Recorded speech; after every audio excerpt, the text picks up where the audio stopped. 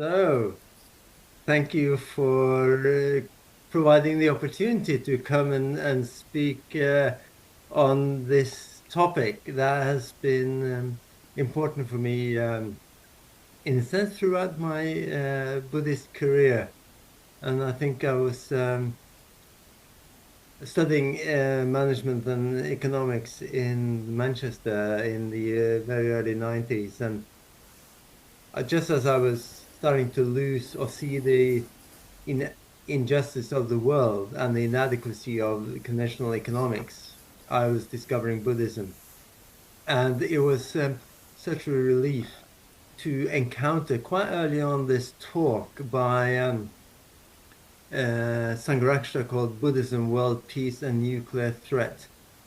And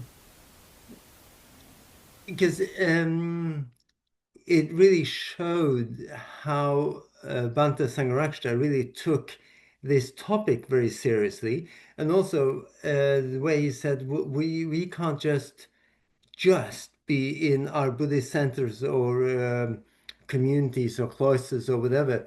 We can also, and we should, to the extent that we are able to or in position to, influence the society, the structures we live in. Um, so, so that's, I've come back to this again and again, and now I'd really like to bring out some of the elements here now. Now, he starts the talk by a very classic story about the Rohini incident. And this is um, Siddhartha's clan, or Siddhartha before he became the Buddha. They are about to enter into war with the Rohingyans um, over water. So both sides want a greater share of this river that divides their community. And so they're all massing in arm on either side, preparing to go to battle. Buddha hears about this, and so he goes out um, to see what he can do. And he asks them, during kind of quite skillful intervention. It's like, first of all, so what's the worth of, or what's the price of water? And of course, in those days at least, it's abundant. So they say, well, it's free. It costs very, very, very little. And says, okay, so what's the worth of a soldier? And it's like, oh, it's priceless, a soldier. And then he was asking, well, if water is free or very cheap and the soldiers are so worthwhile, why are you prepared to kill so many soldiers over this which is so cheap? And so this made them turn around and say, ah, right, yeah, that doesn't make sense. And so then they lay down their weapons and agreed to share the water resources. And I think the key element there is this the Buddha bringing clarity to the situation and showing them what has value and not to throw away what is very precious over something that is very cheap. And of course, in that context, that was quite easy to see. And I think Bhante Sangharakshita draws this out, and he says, for thousands of years, it was possible for some parts of the world to suffer all the horrors of what we now term conventional war, while others remain profoundly at peace. That was the time of the Buddha, and maybe until quite recently, but that is no longer the case. And at this point, I want to say that when Banta gave this talk, I think in 1979, we hadn't woken up to the environmental threat that we are now living under. And as Ylva said in the introduction, the greatest threat that our government considers is that of environmental change and nuclear threat. So I'd like when talking here, I do include environmental uh, change or collapse in some areas as equal to that nuclear threat. And and of course now the world is so interwoven, and Bante Sangharakshita also says that peace has become a seamless garment, and the world has either to wear the whole garment or go naked to destruction. There can no longer be any question of a scrap of peace covering one part of the world's nakedness and not another. And Norway has been shaken up by Russia's invasion of Ukraine and our soldiers possibly going to war. And this is, for some time or I've been thinking that well, we live in such a safe place of the world, and so when my kind of bonus son went into the army, it was it's a safe place, a safe thing to do. But then suddenly, it's not so safe. It is threatening.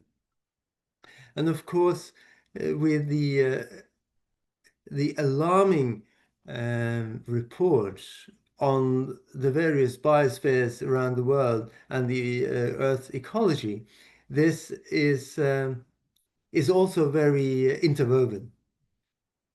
And yeah, so we have to consider this whole thing.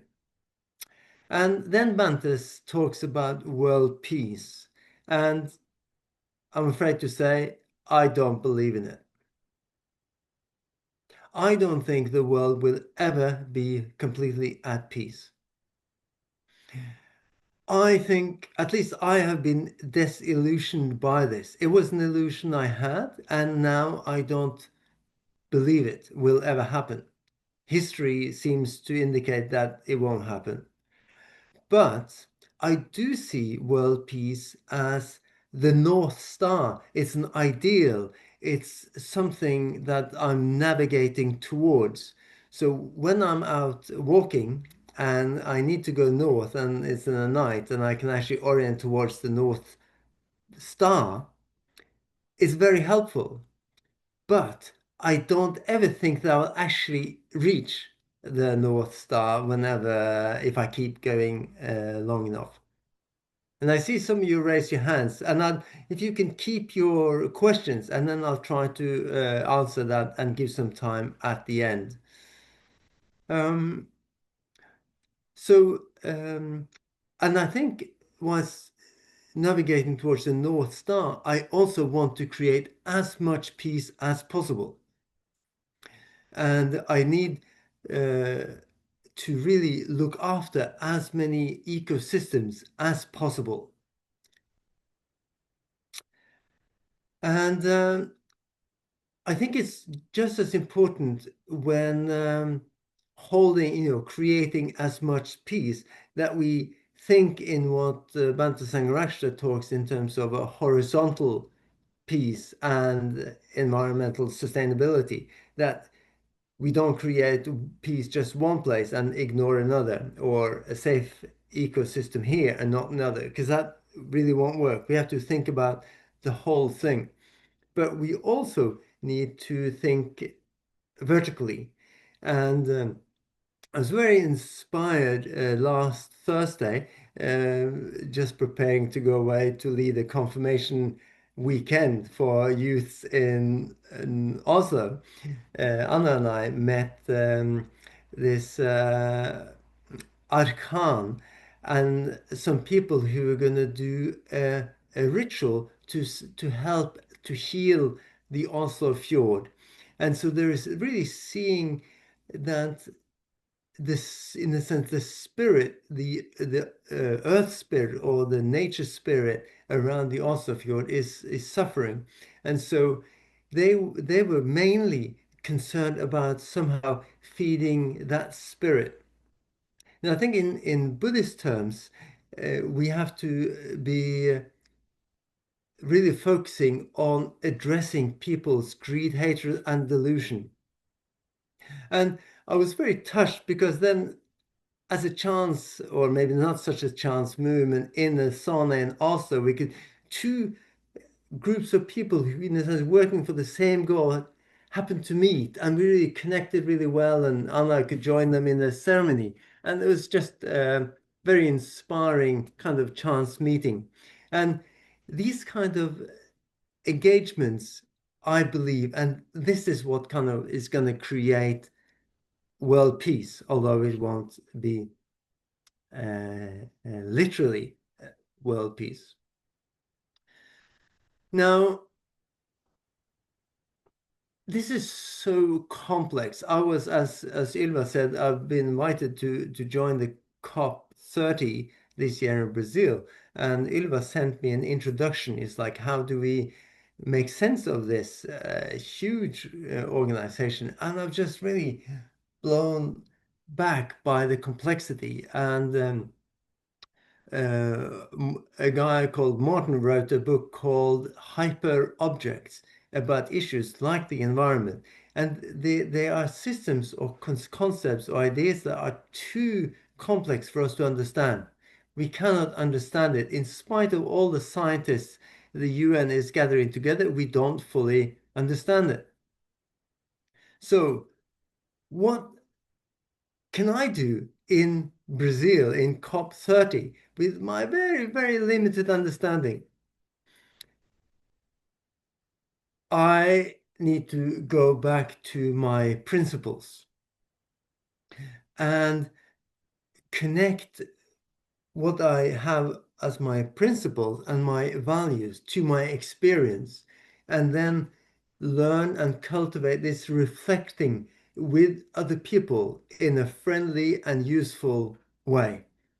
And I think that is what I will try to do as well as I can, and I hope to learn a lot from it. And so we need the principles, and we need the ability to reflect with other people, and we also, I think, need willingness to make some uncomfortable choices. This means that we need to prioritize some issues because we might not be able to solve everything all at once, which means that we can't work on all aspects at the same time. I think this goes for each individual and it goes for communities as well. And then learning to dialogue as much as possible so that together we are able to address all issues involved. So, so those are two things. So there's the need to understand my values and principles and make some difficult choices at times. And then, as Bhante Sangharakshita says in his talk, above all else, we need to practice loving kindness to all, even our adversaries. And this means all kinds of things. Um, we need to, and we can do this innumerable ways. As you know, we can meditate, we can practice Tonglen, we can be kind, we can give things away, we can support things like creating this event, spreading it, and so forth. And I think one important issue that I'd like us to talk later is where are you comfortable addressing your energy? As I mentioned, these earth people with Arkan, Arkan, he really focuses on addressing the spirit. Like a number of people at the Oslo Buddhist Center is really focusing on teaching metta bhavana, reflection, and so forth at the Buddhist Center. Some of us would like to go out into the street and demonstrate and so forth. So the question is, what are you prepared to do, and where do you think you could have some leverage? So I want us to come back to that, but um, I just wanted to reiterate some of the things that Bante says as well. It's of course uh, using our vote in democratic societies and really lobby for things that we believe in. And this is where now, as a position as a general secretary in Norway, suddenly I'm in these different fora where I can address what I think is important. And I found it quite amusing sometimes meeting as faith communities with some minister, including the foreign minister.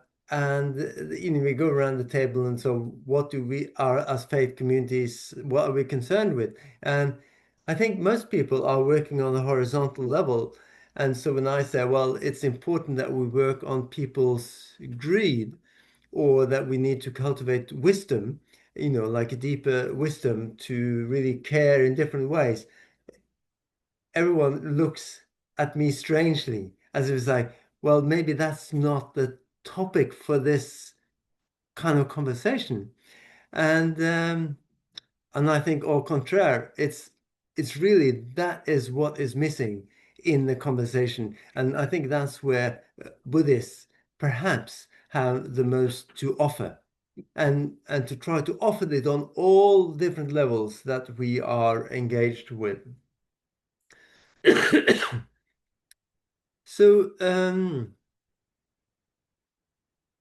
at the end, if we do all these things and there's no effect, uh, Bante says that we might want to engage in civil disobedience, just as Dr. Babasaheb Ambedkar or Gandhi did in India.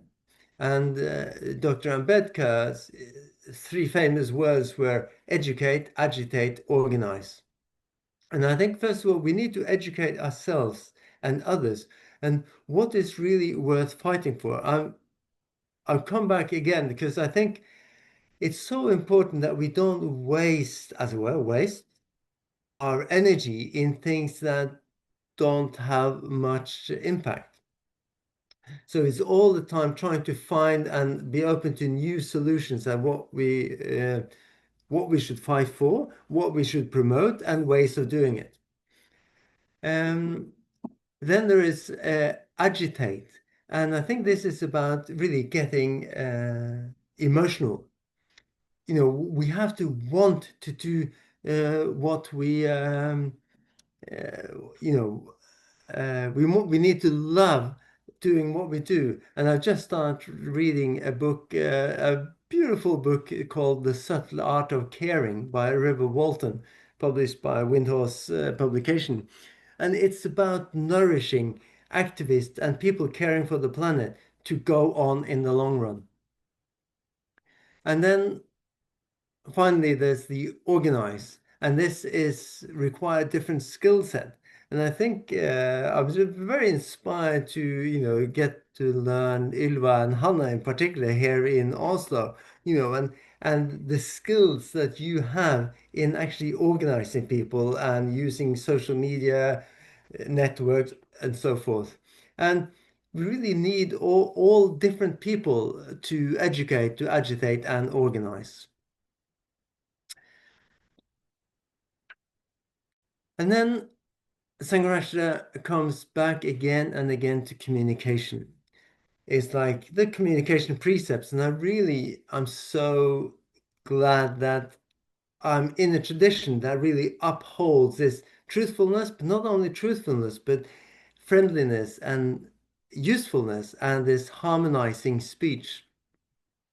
And I think in the world, it is just more important than ever as we are overflooded with information to really to learn to sift through not only the truthfulness but also the usefulness of those of that which we hear or get fed. And this requires training and then playing. This kind of finding the fun in it. And it's like I was participating in this confirmation course, and on Saturday night, one of the games that we were doing, we got maybe nine of these youths to hold hands, and then we threw in a balloon, and then of course the idea is not to let the balloon hit the floor, but then just playing with hands and heads. It was a beautiful just exercise in working together and seeing how everyone was important to achieve that goal. And just we as I said before, we need to make this all play, or at least mostly play. And it also implies insisting on truth in the face of fake news and lies, of course, and remembering George Orwell's Newspeak, where war is peace and freedom is slavery and ignorance is strength, as Sangharakshita quotes. And just applying this in our everyday life, wherever we meet, just insisting and finding ways to play with truth and usefulness. So, what are way forward? And I think creating forums like this, and where I could speak about something that really inspires me, uh, I think it's a very good way forward. Anna and I are also having this magazine called Positive News, which I find just very inspiring uh, to have, good news from around the world and good ideas, talking up heroes like John Macy or Arne Næss and so forth. So I'd like to just to finish with kind of the final speech in some of my favorite films, like Henry V. There is, a great speech usually at the middle of it, but here Sangharakshita's got a very punchy finishing that I like to read and to finish off with. In order to achieve peace, world peace, in this fuller sense, we shall have to deepen our realization of the indivisibility of humanity and act on that realization with even greater consistency. We shall have to regard ourselves as citizens of the world in a more concrete sense than before, and rid ourselves of even the faintest vestige of nationalism. We shall have to identify ourselves more closely with all living things and love them with a more ardent and selfless love. We shall have to be a louder and clearer voice of sanity and compassion in the world. We shall also have to bring to bear on the government and peoples of the world and on ourselves the same kind of pressure that was required for the abolition of nuclear weapons to an even greater extent. Above all, we shall have to intensify our commitment to the great ethical and spiritual principle of nonviolence, both in respect to relations between individuals and in respect to relations between groups. So that's what I wanted to say, to also to let time for us to talk about this. And I then thought that we could maybe in our groups talk about, there are several ways Sangharakshita suggests we could bring pressure on governments to take steps towards abolition of nuclear weapons or other global concerns. It's voting, lobbying, members of parliament, petitions, public meetings, marches, demonstrations, and vigils. In the situations of extreme urgency, where every day is precious, then more serious measures should be taken and pressure brought to bear by means of mass civil disobedience along Gambedkarite or Gandhian lines. What do you think about this? And when you talk about this, try to anchor whatever you think in Dharmic principles.